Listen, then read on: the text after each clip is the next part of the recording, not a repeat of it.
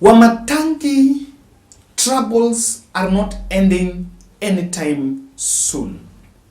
And Kiambu County is one of the counties that is normally, I think, it's disrupted every regime. The only single governor that worked for Kiambu County was William Kabogo. But after Kabogo was replaced by Waititu worked half-term, and after going through an impeachment, Nyoro worked half-term. Now, 1 year after Wamatangi was sworn into office, it seems all the forces have converged to make sure that he is kicked out. I want to look at this issue critically. I want us to look at this issue critically. And first, let's start by what is happening. Let's start by what is happening before even you do an interpretation. People, you may really need to understand what is happening. But before I explain for you what is happening, what the leaders are saying, I am still asking you to contact Top Mark Movers for quality services in moving your office furnitures or household goods from one place to the other. These are your treasures. So you need a company that will guarantee you safety, that is very reliable, flexible, and affordable, and professional.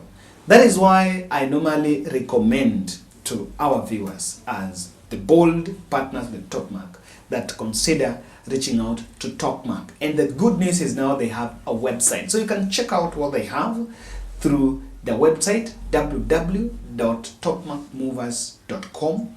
And you can also contact them directly and organize on how they can support you in moving through their number 0719 17 43 93. Top Mark Movers, they're the best when you need quality services. Now, Kiambu MCS have been blaming the governor that governor is isolating them. And it all started by some bursary they needed for the MCS kitty. And they complained that the governor was giving bursary himself and had not given out. But Wamatangi insisted that the MCS were trying to blackmail him so that they would siphon funds from the county coffers, which he declined. Now, a month ago, the discussion about the Del Monte land came into question. And there was land that national government wants the county. Del Monte shelved 600 acres and gave to the county government of Kiambu. And some 1,400 acres, I think, was also given to Murang'a County. So the 600 acres, there is that part that is allegedly supposed to be given some squatters, but there is 100 acres that the county is supposed to have. Now, national government has been calling on the governor to give those parcels of land to the national government, allegedly for some affordable housing.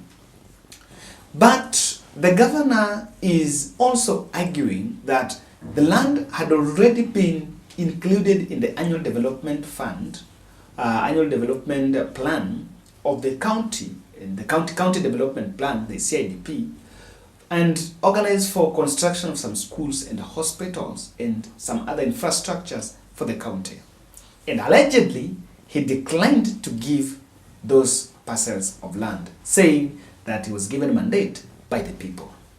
So what has happened is MCS have been pushing for him to be impeached on those other grounds.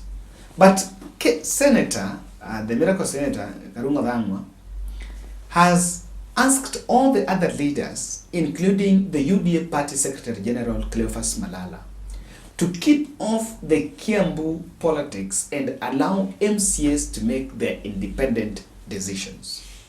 The interest of Senator is probably to vie for the governor in the county. But again, he has also failed to defend the governor. And remember, Karunga Dhangwa was a former speaker of the Kiambu County.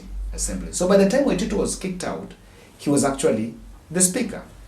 So that Arunolangwa is also supporting the MCS. Now, yesterday, over the weekend, the Thika Town Member of Parliament, Alice Nganga, while speaking an event, promised that if the governor will stand in the way of President Ruto, then they will have to do away with him. Get that here. Oh no. Unaona CSE maneno najua uelewi, lakini najua hawa wakubwa wanaelewa.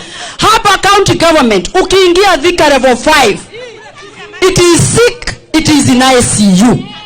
Ukienda hospitali zetu zote za Kiambu ziko ICU. Na sasa instead ya kuangalia ile maneno muhimu kama ya health, tusuine tukarera next year. Kwa wakati huu, wacheni kwanza tuhudumie mwananchi na ile maneno ambaye tuliweka kibao mbele. Maneno ya masoko, maneno ya mahospitali, kupatia watu maji safi, ohoro wa tokuroe na ohoro wa tosui leke sigoka baadaye. Na unajua waziri, saa zingine hata tunapatia watu ambao wako kwa frat, tosui adome frat gine ni wali kwa suika wako iguha todo ni kodo frat. Hatuna vita, by the way, Kiambu hatuna vita, tuko sawa. Ni kule tu tunasema, tunaambia hawa ngwana waende waangalie maneno ya muhimu. Ndio ukipata ajali kama uende level 5, upate kuna ambulance, upate kuna watu wa kukuhudumia. Kwa wakati huu nikikuambia na uende uambie Nyakumicha, ni mimi niliongea hapa.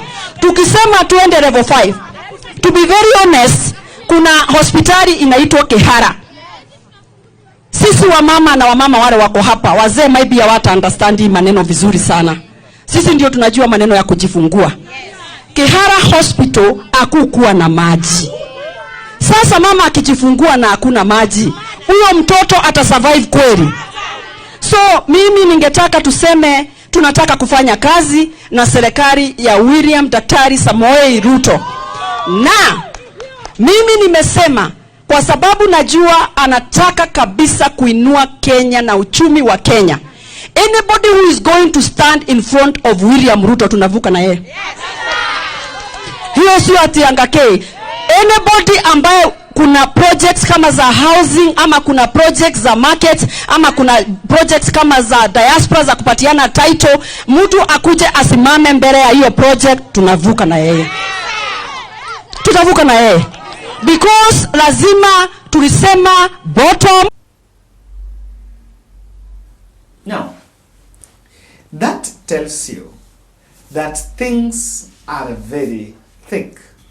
Wamatangi, I really hope he will survive this onslaught, because from what I can tell Wamatangi is, if you don't do what William Ruto wants forcefully, William Ruto has already shelved the leaders around you and they're against you. William Ruto will impeach you. He will. He will. He will impeach you.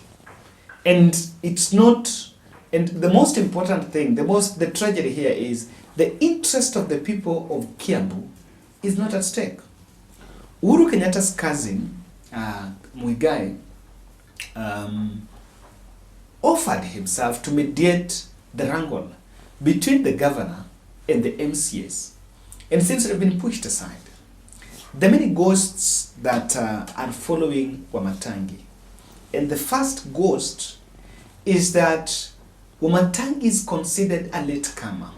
Remember, Wamatangi and Kabogo joined UDA last minute during a rally in Thika, and they are considered as joining come late. Even though when people went for the nominations, he was in a position to sail through and defeat the Moses Kurias and Kabogos and Waititus and Wajango. He was in a position to get his way. But that did not really happen well. Because many people, I remember there was a story that during the recent Mount Kenya tour by President Ruto, he was harshly treated and reminded that he's a latecomer. And so he should go back and get the UDA bottom-up template so that he does not cross paths with the president. That is what exactly has been going on. Why is Ruto impeaching Wamatangi? Because this discussion about MCAs, the discussion about impeaching Wamatangi, cannot sail through. The MCAs cannot, and what will be happening here is the MCAs will be pushed to impeach him, and after impeaching him, then when the bill gets to the Senate, what happens there is very simple. They will actually come out and hit and now give conditions for the government that for you to survive the impeachment in the Senate, you have to surrender that title deed. Now, I don't think what has made it, why is Ruto and the national government they're not willing to sit down with the governor, but instead of ruling with blackmail, with an iron fist. The blackmail leadership is not one that is very sustainable, because it reaches a point where people start asking the tough questions. Now, there are three aspects. There are just three observations I'm seeing in this Kiambu impeachment plot. 2027 Kiambu gubernatorial suitors are angling for the downfall of the governor. It has nothing to do with that land, whether the governor is going to construct the hospital on that land or the affordable housing project.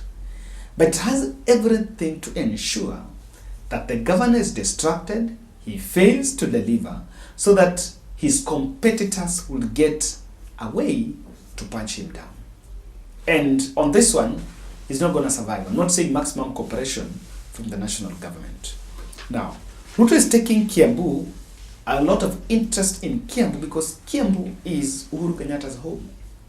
So, to that some extent, he wants to rule it. He has realized that Kenyatta family also had a big stake, have a stake on the Del Monte. And I think probably Wamatangi is being branded as an Uhuru sympathizer. Commercial interests, whether there's those who are aligning themselves on the county government and those aligning themselves with the national government, the bottom line here is commercial interests are actually breaking Kiambu right in the middle.